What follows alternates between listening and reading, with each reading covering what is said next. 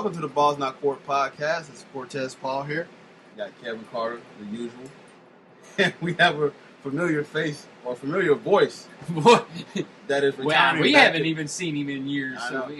So he returned to the show. And Kevin, what did you want to introduce him as? No, he's fine. I was talking about... Oh, I uttered him. Okay. Yeah. Well, none other. This is Mr. John Norris back on the podcast, so I'll let him speak a little bit. So, John, how are things, sir? Oh, because in the fact I've been recovering, I have a bionic hip now. I am good. I'm getting a little stir crazy. I've been laid up for about the last 3.5 weeks after having a minor hip reconstruction, and I am balls deep in the NHL playoffs right now. Awesome. I have been... Your correct thing should have been your hip deep. Cortez, I haven't said this in a while. Cut his mic off. We're not starting on a good foot. All right. Well, hey, man. Or hip. Oh, gosh. Kevin, how you doing, sir? I really... Look, he's balls deep. I'm only ball deep. Zing. Oh, Cortez, you asked for this every time you put us on the show together. I'm telling you, man, the chemistry Chance between you professional two. show out the window anytime you put us on the show together. Mm-hmm. Oh, Lord. Well, hey, nonetheless, great to have you back, John. It's been a while, so You never liked the boat. there we go. So we're always grateful that you can make appearance when you want to. So, but nonetheless, I'd like to see more of you. Some person named Jonathan Orr follows me on Twitter now. Does it? That is me. Yeah, and he's I've decided he's on an the social media for a little bit. I'm kind of burned on Facebook because there's only so much political psychobabble one can handle. And the beauty is about Twitter is you don't have to read somebody's comments if you don't want to. That is very true. So You can put them on mute. Yep. I don't have to read Joe Schmo who thinks a certain man with ridiculous hair is going to be the commander-in-chief of my job. My job's hard enough as it is. But I'll get off that soapbox. Let's talk some football. That's right, man. So, but like I say, props you watching NHL playoffs because it's been better than the NBA playoffs so far, and that's me speaking as a basketball fan. It's always better. A hockey fan. I got to go on a power play about that right now, just real quick. Go for it. Why is it the NFL or the NBA and NHL playoffs start at the same time? Why is it the NHL starts round 2 tonight, and we in the NBA you're going into Game 5? Every game in the NHL but one, which is a Game 7, starts round 2 tonight. Yet we are in Game 5 in most of the NFL or the NBA playoffs. That is too much.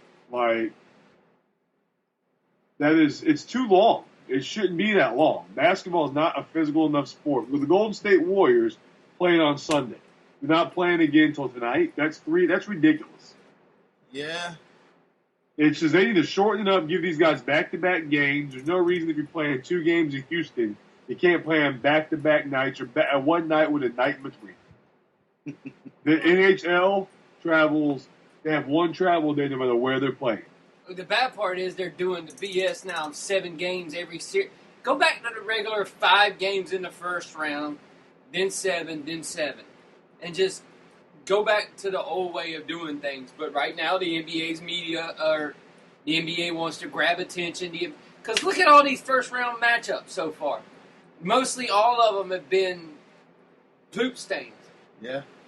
There's only a couple of them that are even going to go 6 games. Mm-hmm. Right now, your biggest one, they're already done. They're going to be sitting around for 3 weeks. And you know what, man? Let's be honest. Jimmy cracked corn. I don't care. It's just too many teams. 32 teams in the NBA, half of them are in the playoffs. You know? I'm telling you, man. It's just, that's one of the reasons I'm into hockey more. It's because, you know what? The Anaheim Mighty Ducks and the Nashville Predators are not the hell of each other. Monday night Game 6 is a physical game in Nashville. They are back in Anaheim, 1,500 miles away tonight, playing again. That's where it's a war of attrition. The NBA, I just can't even. It's frustrating to watch it. And the matchups are boring this year. Is that just me? Every NBA playoff matchup has been kind of boring this year. That's true. I agree. And this is you talking to a big basketball fan over here, and I've been telling you how bad the first round's been. A black guy on Twitter put it best. He goes, "Where have white people been hiding this hockey? Because their playoffs are way better than the NBA."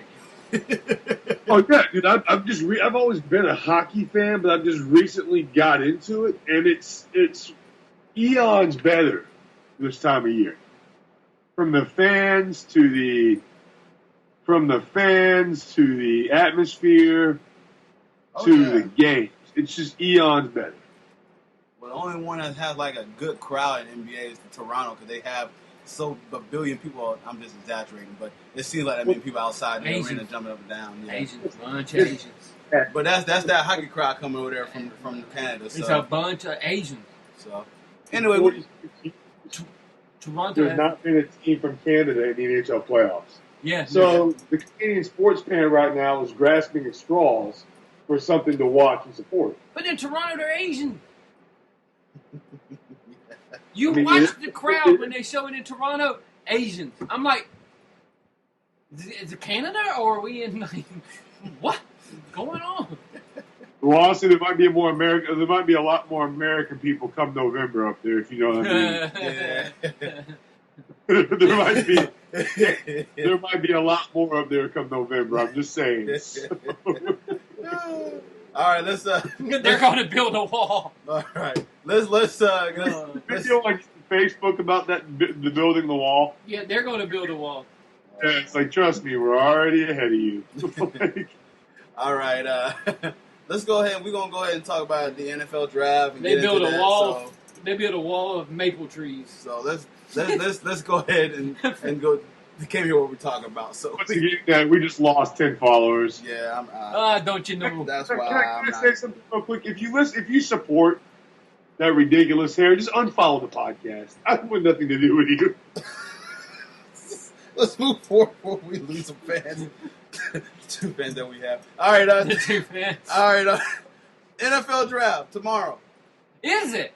It is tomorrow. Are you sure? How you say? I mean, I wish there was more media coverage of this. I know. I haven't heard. This is the first I have heard about it. I'm telling you, well, we do live on the rock. So this is the first I've heard about it. All right. So first question, and I'm gonna shoot this to our breaking first round pick this year. Huh? What? Oh yeah, the Pats. Yeah, I can't wait to see who they pick in the first round. It's gonna be a great prospect, I heard. Yeah. All right, John, first question for you. Describe the thought process of drafting talent versus need when it comes to the NFL draft. They'll be a little deflated when that pick comes around. Oh, jeez. All right, talent versus need. This is always a tough one for me. You got the Al Davis mentality. Al Davis always picked talent, always picked speed. They say video game offense. I mean, this is the same guy who in 2009 left Michael Crabtree on the board for who? Can you tell me who he picked instead of Michael Crabtree? Darius Hayward-Bay. Darius Hayward-Bay. Because he ran a 4.240 at the combine. Talent is great, but talent can get you fired. If your team needs secondary, look. All right, hypothetically, I'll use my team as an example. Our secondary was a dumpster fire last year. I nicknamed them Pearl Harbor because they were always getting bombed. But we're picking number 9. Hypothetically, let's say at number 9, Ezekiel Elliott from Ohio State, the running back who I think is going to be a solid 10-year back in the league. Let's just say hypothetically he's there at number 9, and we pick him while Vernon Hargreaves, who I'm hoping Tampa picks, is on the board.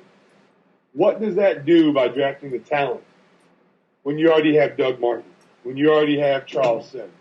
I think a team, if they're smart, should go with need.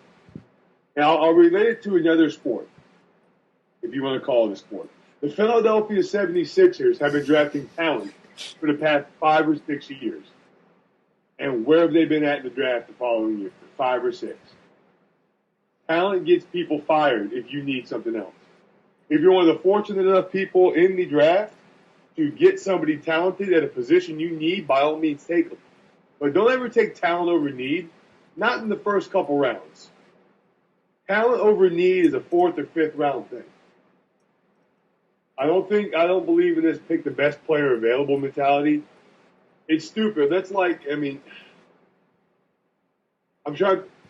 All right, let's say Baltimore's picking number 4 right now. They had a down year. Everyone got hurt. Say they go and get Carson Wentz when they have Joe Flacco. That makes no sense. Right. What you need.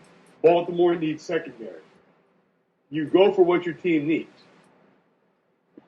I don't think there's a discussion. In the first couple rounds, you pick what you need. Gotcha. Kevin, your thoughts on that? The only time you could pick the best available player is if, I don't know, your team's like drafting between 20 and 32. I had to add the 2, and I forgot how many teams there were. That's when you draft best available player, because he's probably going to suit your needs, and if you're drafting in those areas, you don't have a lot of holes. If you're drafting above that, you better pick the best person that's going to fit what you need, because if you're drafting that high, you need a whole bunch of crap. Well, and that's what I said. Head. You hit the nail on the head, Kevin. And it's picking talent is a privilege. Mm-hmm. Picking need is a must. Mm-hmm. If you're picking between 20 and 30, odds are you made the playoffs, you won your division. You have earned the right to that privilege to pick talent. You've built up basically what you need. If you're drafting between 20 and 30, unless you're Houston, you have a quarterback. You have running backs. You have what you need. Essentials. Essentials. I hate to say skill positions because honestly, I think every position in the NFL takes skill to play. No, you got the essentials and you got the basis of what is a good football team. You got a quarterback, you got a running back, you got a few solid defensive players. Yeah, you're filling holes. Yeah, you're filling, that you're drafting for the future between 20 and 30. Exactly.